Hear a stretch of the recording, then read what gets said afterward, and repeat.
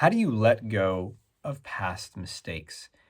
And you might be experiencing this suffering of things from the past. It could be recent, like, whoa, why did I stay in that relationship? Or why did I date that person in the first place? Or why did I say that at work? Or why didn't I do this thing? Or why didn't I see that? Oh my gosh, how could I have left that there? And oh, right. And or way back, like, oh, why did I do that when I was in, college or in 12th and fourth grade or whatever, right? And so whether it's recent or a long time ago, a shift is needed because there's kind of a default approach to life that, you might have learned growing up. And it's kind of like, yeah, you make mistakes and you regret them. And then you're like, oh, that sucks. And then if you regret it enough and criticize yourself enough, you'll learn and you'll do better.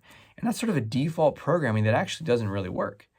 That the learning doesn't come from the self-chastising and the ruminating and the attacking. The learning actually comes immediately from the sort of the consequence of the experience. So the bad thing happened and you're like, ugh, like you thought it was a great fit. And so you got in the relationship and then you're like, ugh, or you didn't speak up and then something happened that was even worse. And then you're like, ugh, like that, ugh.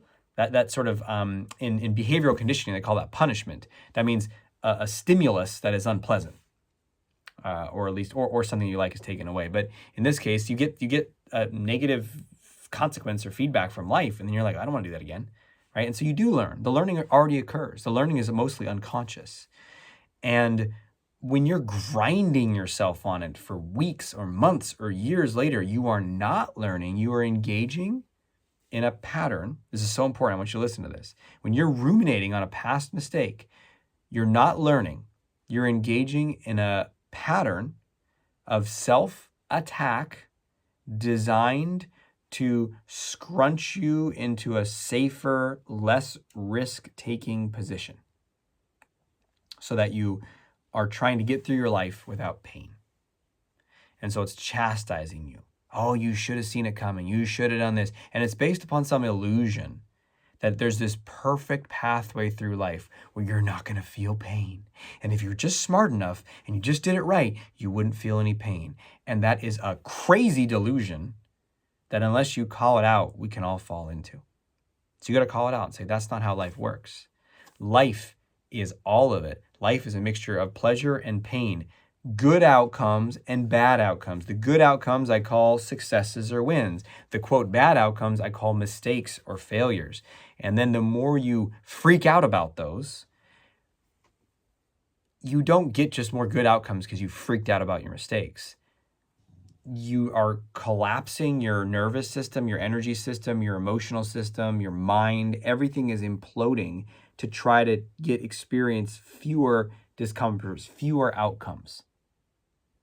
So what we need to do is we need to shift that and say, bring it all on. Yeah, I'm here to do all of it. I'm here to grow. I'm here to test things out. And so a key thing right now is just to access power in your body right now and say, I have permission to make mistakes. And you claim that. Who the hell is owning your reality and lording something over you? Who is that voice in your head that's beating you up? You are in control of that. You are the captain of your fucking ship. And if there's this oh, but that voice just tells me I'm no good, you're diluting the power of your soul and misperceiving who and what you really are, which is a powerful creator who's connected with the creative force. And so as that powerful creator, you can say, wait, no. I don't know who I'm looking at, but I'm looking at that voice that's in my head. And I say, no, I don't do that anymore. I'm not going to beat myself up and grind myself on this. And if you want to take one thing further, the best solution to this overall is to adopt a rock solid personal philosophy of your choosing. And when you choose that personal philosophy makes you immune to regret and to mistakes. Do you want to know what that is?